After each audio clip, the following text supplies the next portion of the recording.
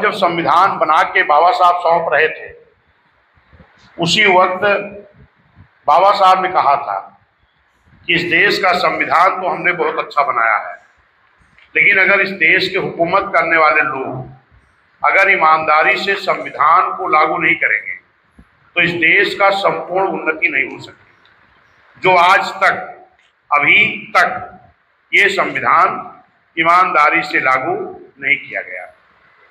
दूसरी बात, बाबा साहब के मन में ये शंका थी कि रहने तो कोई बात नहीं, में ये शंका थी कि मेरा बनाया हुआ संविधान ईमानदारी से लोग लागू नहीं कराएंगे। तो ये भी शंका उनके मन में रही होगी कि कहीं ऐसा ना हो कि मेरे ना रहने के बाद मेरा बनाया हुआ संविधान भी लोग बदल न दें। इसलिए बाबा साहब ने उस संविधान को इतना मजबूत बना के गए हैं कि इतनी आसानी से बदला नहीं जा सकता। लेकिन बाबा साहब ने एक बात और कही थी कि हमने इस संविधान में एक बहुत बड़ा अधिकार और हथियार आपको हमने दिया है, वो है वोट का अधिकार। आप बाबा साहब के संविधान में वोट का अधिकार बाबा साहब सभी जाति धर्म समाज के लोगों को बराबर का दे करके गए हैं। अक्सर आप जब बाबा साहब की तस्वीर देखते हो तो एक हाथ में संविधान होता है, दूसरे हाथ से बाबा साहब इशारा करते हैं। क्या इशारा करते हैं? क्या इशारा करते हैं? इस संविधान में हमने बड़ी मेहनत से वोट का अधिकार दिया है। अगर इस वोट का आपने सही उपयोग कर लिया तो इस देश का बहुजन समाज हुक्मरान बन जाएगा। जिस दिन इस देश का हुक्मरान बहुजन समाज बनेगा, उसी दिन मेरा बनाया हुआ संविधान इस देश में ईमानदारी से लागू हो जाएगा। ठीक है, ये अभी तक नहीं हुआ। हुक्मरान बनाना बाबा साहब चाहते थे। इस बात को जब माननीय कांशीराम साहब ने देखा कि बाबा साहब तो कह के गए हैं, वोट का अधिकार भी दे के गए हैं, लेकिन इस देश के जो भी राजनीतिक दल हैं वो इस देश में बहुजन समाज को हुक्मरान बनने नहीं देना चाहते। DS4 का गठन किए, फिर बहुजन समाज पार्टी बनाए। अब उससे विस्तार से नहीं जाएगा, नहीं समय लगेगा, मीटिंग दूसरी भी लगी है, आप सभी लोग जानते हो। माननीय साहब का सपना था कि हम इस देश का हुक्मरान बहुजन समाज को बनाएं, जो सपना बाबा साहब का था। साहब के रहते हुए 4 महीना गठबंधन सरकार बनी, 6 महीने बनी, 16 महीने बनी, लेकिन 6 अक्टूबर 2006 9 अक्टूबर 2006 को माननीय साहब जब इस दुनिया से चले गए तो मान्या बहन जी अकेले पड़ी। लेकिन मान्या बहन जी ने अथक संघर्ष, मेहनत, प्रयास करके आप लोगों के बल पर 2007 में बिना किसी गठबंधन के एक जनता का गठबंधन तैयार करके मान्या बहन जी ने आप लोगों के बल पर पूर्ण बहुमत की बहुजन समाज पार्टी की सरकार बनी। और जब बसपा की हुकूमत थी तो उस संविधान की तमाम ऐसी आर्टिकल थी, तमाम ऐसी धाराएं थे जो कभी लागू नहीं हुए थे, उसको लागू करा करके अपने लोगों को, बहुजन समाज को फायदा पहुंचाने का काम मान्या बहन जी ने किया, सर्व समाज के साथ साथ।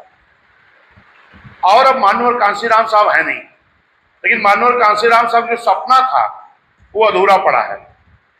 बाबा साहब का सपना, बाबा साहब का मिशन, माननीय साहब का मिशन कौन पूरा करेगा? हम लोग नारा तो लगाते हैं कि बाबा साहब का मिशन अधूरा, हम सब मिलकर करेंगे पूरा। माननीय कांशीराम साहब का मिशन अधूरा, हम सब मिलकर करेंगे पूरा। आज वो पूरा करने का वक्त आ गया है। अब अगर नहीं पूरा हुआ, 2027 में अगर आप सरकार नहीं बनाए तो जहां से माननीय कांशीराम साहब, मान्या बहन जी जिस दलदल से आपको निकाल कर लाए हैं, फिर वहां पहुंचने में देर नहीं लगेगी।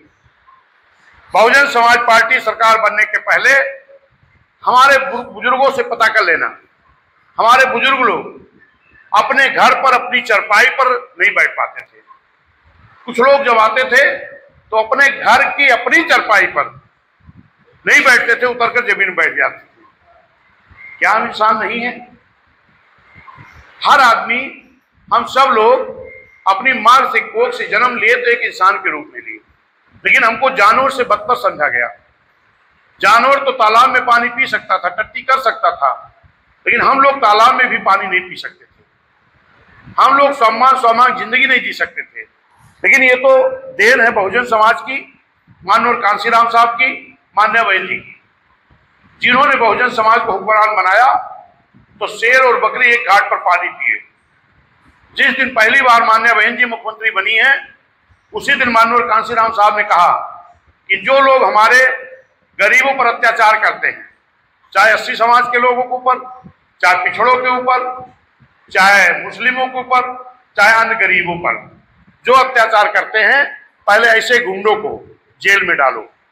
मान्य बहन जी ने पहली सरकार में ही लगभग 1,45,000 गुंडों को जेल में डालने का काम किया, आपको अमन चैन दिलाने के लिए।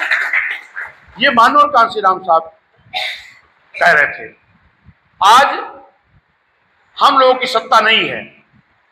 एक तरह से साजिश करके ये कहा जा रहा कि बीएसपी तो खत्म हो गई, बीएसपी तो मिट गई, और मेरे लोग भी जवाब नहीं दे रहे हैं। ये भी कह रहे हैं हाँ यार गड़बड़ तो होएगा। बीएसपी कभी कमजोर नहीं हो सकती, कभी मिट नहीं सकती। ये एक मोमेंट है, मिशन है महापुरुषों का। अभी आपके भले ही एक भी विधायक ना हो, एक भी सांसद ना हो, एक विधायक हैं, एक राज्यसभा है, लेकिन इसके बाद भी अभी चुनाव आयोग ने, बात मत करो भाई, इधर बैठ के जारी किया है, जिसमें इस देश में राष्ट्रीय पार्टियां 7 हैं, जिसमें चुनाव आयोग ने कहा है कि बहुजन समाज पार्टी इस देश की तीसरे नंबर की राष्ट्रीय पार्टी है। ये आज विपक्षियों को भी आंख खोलकर देखना चाहिए। और जो मीडिया के लोग अक्सर बड़े बड़े चैनलों पर बैठ के जो डिबेट कराते हैं, कहते बीएसपी तो खत्म हो गई, फिर कहते बीएसपी तो कुछ मजबूत हो रही है। अगर बीएसपी मजबूत होगी तो कोई कहता भाजपा का फायदा हो जाएगा, कोई कहता बीएसपी मजबूत हो गई तो समाजवादी का फायदा हो गया। मैं उन लोगों को कहना चाहता हूं कि अपनी आंख खोलकर देख लें, दिमाग खोल लें। बहुजन समाज पार्टी इस देश की तीसरे नंबर की राष्ट्रीय पार्टी है। ये मजबूत होकर के किसी का फायदा नुकसान नहीं करेगी।